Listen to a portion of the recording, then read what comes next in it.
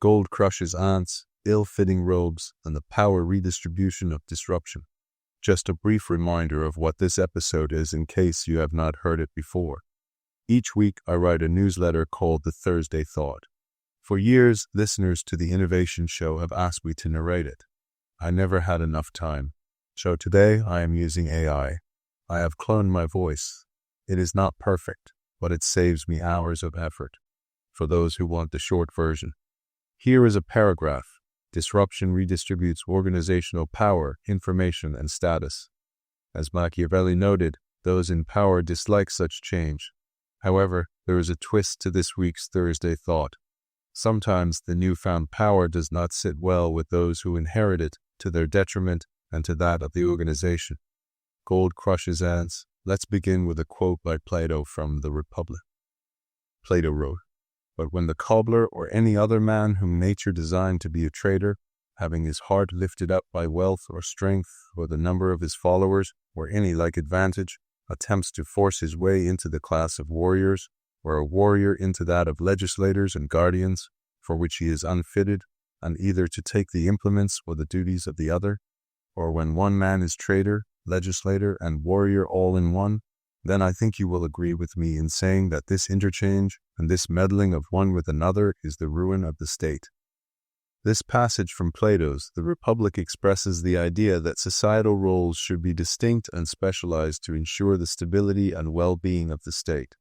Plato argues that each individual has a natural aptitude and should perform the roles suited to their abilities. The cobbler, a metaphor for any tradesperson, the warrior, and the legislator guardian represent different classes in society. Plato believes that problems arise when individuals try to take on roles for which they are not naturally suited, or when they attempt to accumulate power by combining multiple roles. For example, if a cobbler tries to become a warrior or a warrior tries to become a legislator, it disrupts the social order and leads to chaos and ruin. This concept is part of Plato's broader vision of a just society, where everyone contributes according to their strengths and society functions smoothly as a result. The power shift. Let's take, for example, the significant shift in power that occurred in many organizations due to the advent of digital technology. The rise of roles such as heads of digital, data, AI, and S transformed traditional industries, from media companies to physical retailers. These new roles require a different set of skills, mindsets, and perspectives, often leading to friction within long-held hierarchies. In many traditional organizations, digital leaders face resistance similar to what Plato described.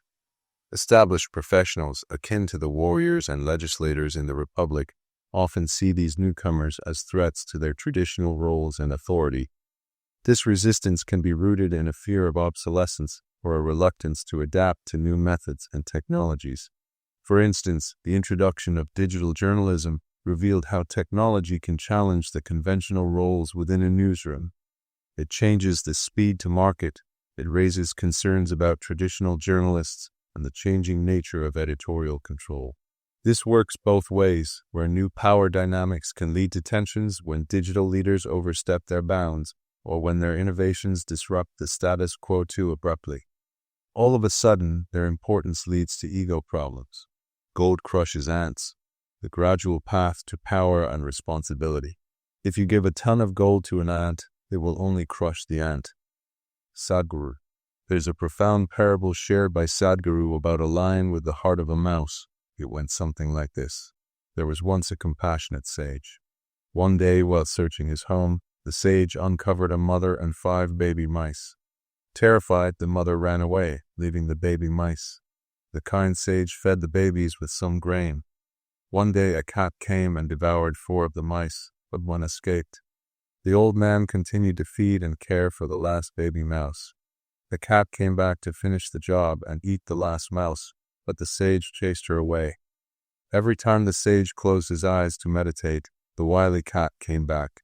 Eventually, the sage reasoned that this was not sustainable, and he could not always protect the cat, so he had an idea. He used his magical powers to turn the baby mouse into a fierce cat. The idea worked, and the cat never came back. However, a wild dog soon discovered there was a tasty cat living with the sage and hung around waiting for an opportunity for a tasty meal. Once again, the sage thought to himself, "This is so inconvenient." Once again, the sage used his powers and changed the cat, who was once a mouse, into a dog. Again it worked, but only for a while. One day, the dog ran home with his tail between his legs. The sage looked out to see that a large panther had been hunting the dog. After chasing the panther away, the sage sat down and thought. This was becoming too troublesome. He had an idea and used his powers one last time. He turned the dog into a lion. After all, a lion is the king of the jungle. Now, when the lion, who was a mouse, then a cat, and then a dog roamed through the jungle, all the other animals ran away in fear. However, the lion went through a constant internal struggle. Knowing he was a lion with the heart of a mouse, he thought to himself, "What if the other animals find out that deep down I am just a mouse? What will they do to me?" The lion realized, the only other person in the world who knows he is a mouse is the sage, so he had an idea. The lion returned home to the sage, intending to kill him. The savvy sage realized what the lion was about to do and apologized to the mouse inside the lion, saying it was wrong of him to change him. And so the sage turned him back into a mouse. So what is the moral of the story? It is natural for a cat to chase a mouse, for a dog to chase a cat, for a panther to chase a dog. If you give them a position far beyond their capabilities for that position, it will bring misery to them and to the person who gave them the position. Whenever we place someone in a position beyond their abilities, we can rack them with insecurity, fear, and doubt. In an organization, power can poison talented people. They may suspect that others will doubt their abilities. They will fear that others will find them out. It happens with innovation roles all the time. The organization feels it should reward tenure and gifts an innovation director or other newly minted role to executives who do not have transformation or innovation in their DNA. It happens in family-owned organizations because of nepotism. The family member then reigns terror throughout the organization, sometimes undoing decades of significant cultural work laid down by previous generations. When we gift opportunities to others when they have not earned those opportunities, it rarely works out well. It is not about depriving the giver or the receiver. It is about the struggle and the rite of passage. This concept is particularly relevant today, where new roles like head of digital, head of innovation, or head of data are created to meet the demands of rapidly changing organizations.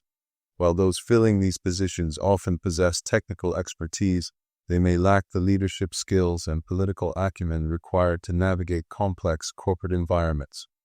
This leads to a profound mismatch between the role and the person, where the weight of responsibility becomes crushing. The lion's predicament is a metaphor for many modern professionals who find themselves thrust into positions of leadership.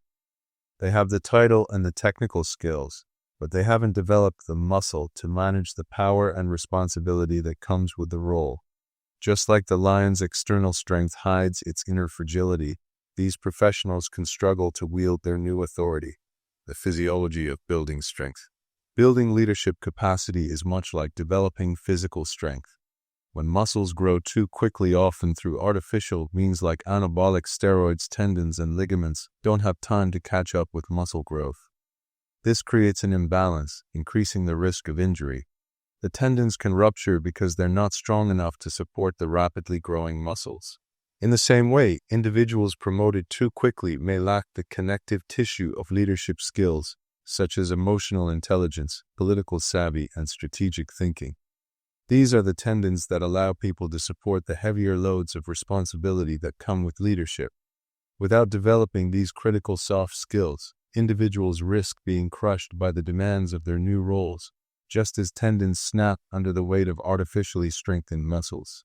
Organizations are complex ecosystems with intricate power dynamics, unspoken norms, and political undercurrents. New leaders, especially those in innovative or transformative roles, often find themselves in an organizational maze of competing interests and hidden agendas. Without prior coaching or development in leadership and political navigation, they may struggle to implement their visions. The danger of ill-fitting robes. This theme echoes Shakespeare's Macbeth, where the protagonist says, "Why do you dress me in borrowed robes?" Macbeth, Act 1, Scene 3.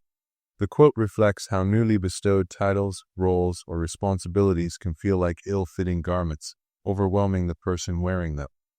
These borrowed robes serve as a symbol of unearned power, something that feels uncomfortable and burdensome until the person grows into it. Just like gold-crushing ants, power and authority, if given too soon or too suddenly, can overwhelm individuals who have not yet built the necessary inner strength to bear them. When individuals fail to develop the necessary leadership skills before stepping into senior roles, they risk being overwhelmed by the very responsibilities they seek. Like Macbeth in his ill-fitting robes, they find the weight of their new titles to be uncomfortable and burdensome. Without gradual preparation, the responsibilities of leadership can become too heavy, leading to burnout, failure, or organizational stagnation. This is especially true for roles involving innovation or transformation, where the political landscape is often more complex. These leaders need more than just technical expertise. They must develop the ability to navigate power dynamics, influence others, and build coalitions. Conclusion: empowering leaders to carry goal. Rank does not confer privilege or give power. It imposes responsibility. Peter Drucker. The wisdom of gold crushes and serves as a powerful reminder that value and responsibility come with weight.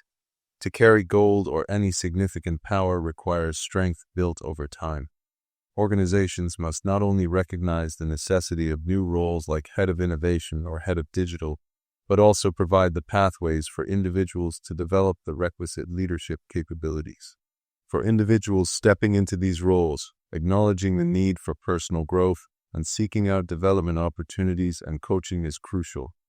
Building the internal muscle to handle power involves embracing challenges, learning from failures, and cultivating resilience. In a world where the pace of change is relentless, organizations cannot afford to have their transformative efforts hampered by unprepared leadership. Former guest on the Innovation Show, Derek Van Beaver, calls this building the bench. Hall Noons refers to it as the capability as curve. By investing in the gradual and holistic development of their leaders, they ensure that when the time comes to carry the weight of gold, their people are not crushed, but rather stand strong and capable. Empowerment is a journey, not a suddenly. The end. Forthcoming episodes of the Innovation Show include Seth Godin, Henry Mintzberg, Jayshree Seth, Steve Kerr, Julia Digangi, Paul Nunes and Ian Morrison, Stan Dietz Part 3, Byron Reese, and many more.